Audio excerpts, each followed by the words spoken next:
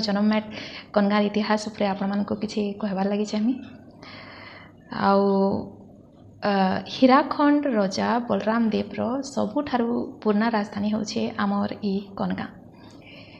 बरगढ़ जिला सोहला थाना अधीन गोटे छोटे चुलचुलिया पोक लेखे छोटे हेले उजल गाँटे जहाँ ना होचे कनगा। उत्तर दिगे 12 पहाड़ लेखे बुढ़ा डंगर अच्छे जेनटा कि केन जुगु आकाश के छिमी कही करी यहाँ करी रही छे। आउ डेबरीकुती महिजोर जेनटा कि बुढ़ा नलिया कहसन गाँर फटुके देह छापी करी गाँटा को गाँटे बुई जाऊे। हका तो हका कुड़ाले हेले के हेला खमारी बुढ़ार खमारी कटा और साहनी बुढ़ार साहनी कटा गाँर लुकर देहर मैल के गंगाजल लेखे धोई नौछन। आउ जिते बेले आमे गाँ के एंट्री करसुँ सेते बेले आम रामचंद्र मास्टर आज्ञाकर बर पिपल गछ लुकु छतर लेखे डाबी करी गाँ के स्वागत करसी। आउ गाँर पहलानु अच्छे आमर बेलपटियन देवी आउ गाँर शेषे आमर समलेई गुड़ी आ समलेई मंदिर पाखे लागी करी अच्छे स्कूल आउ स्कूल लागी करी अच्छे समलेई वन।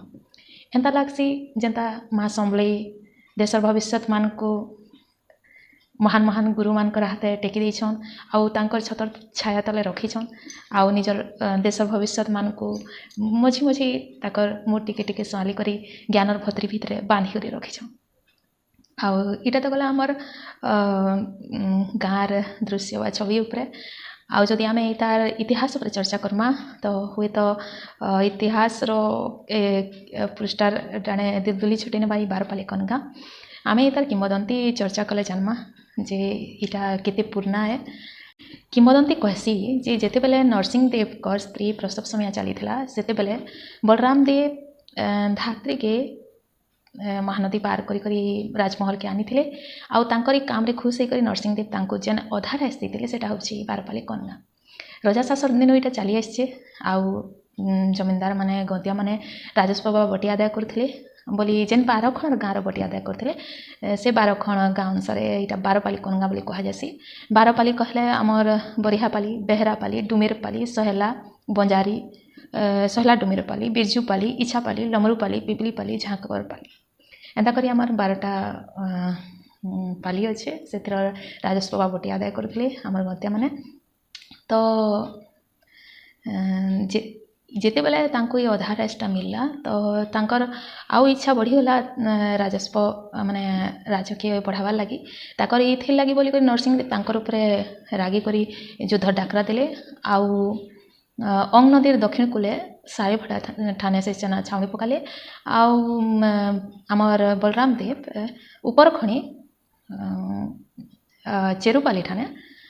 सेना छावनी पकाले। जेते बेले राजमाता ई कथाटा जानले ताको केतनी केते बाधी थिला से जेहेतु नरसिंह देवता ताकर निजर पु थिले किंतु बलराम देव ताकर माने निजर पु ना थी तो ई कथा नहीं करी जेते बेले से जानले तो अंग नदीर मझी कलापथर ठाने ठिया ही करी से कहले जे जी भी कलापथर के लंघबा बा युद्ध करबा से ता मार के हरण करबा कही करी सेनु युद्ध के बन कर नेले तेतके युद्ध ना हला आ नरसिंह देव माँ के धरी करी माने पाटनागढ़ फेरी आसले आउ बलराम देव मन दुख करी करी कनगा फेरी आसले। तो कनगा के से पहला तक राजधानी कले धीरे धीरे करी बरगढ़ और नुआगढ़ के कले ई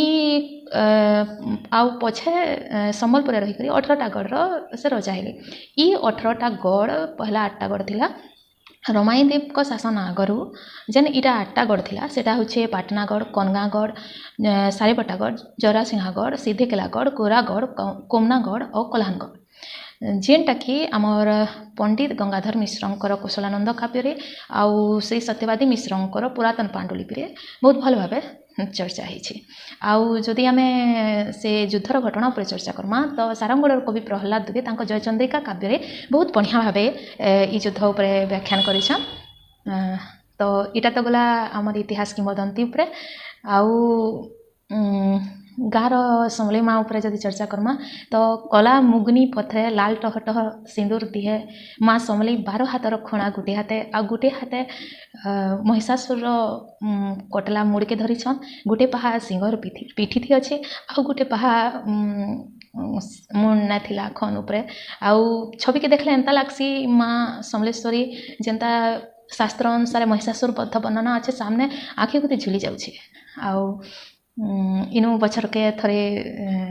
दसरा पुनी यात्रा हेसी बोल यात्रा हेसी ଆଉ ମୁଇଁ ଯଦି ଗାଁର ମନୋରମ ଦୃଶ୍ୟ ବା ଆଉ କିଛି ଅଧିକା କହିବାର କିଛି ଚାହିଁମି ବେଲେ ଇଟା ସେ ଗାଁ ଯେନୁ ଏଜ୍ ବି କୁମାର ପୁନେଇ ରାତି କୁଆଁରୀ ଟୁକେଲ୍ ମାନେ ହୋମ ଖେଲସନ୍ ଆଉ ଗୁନିଆ ମନ୍ତର ଫୁକି ନେଲେ ସବୁ ରୋଗ ବାଗ ଛାଡ଼ି ଯାସି ଆଉ ପଣ୍ଡିତ ପୂଜା କରି କରି ପୂଜାରୀ ଟଙ୍କେ ଚାନାଥି କାଲକେ ବି ଭଗେଇ ନେସି ଆଉ ଚୈତ ମାସେ ମଙ୍ଗଲା ତାକର ଚୁଡ଼ିକେ ଛନ ଛନ କରି ପକେଇ ନେସନ୍ ଆଉ ଗାଁର ବହ ଭାଷଣ ମାନେ ସଣ ପଟେ ଯେତେବେଳେ ଆସି ମହାଦେବ ବାବା ଆସିଲେ ବୋଲିକରି ଚଉଦନେ ଦେଇନେସନ୍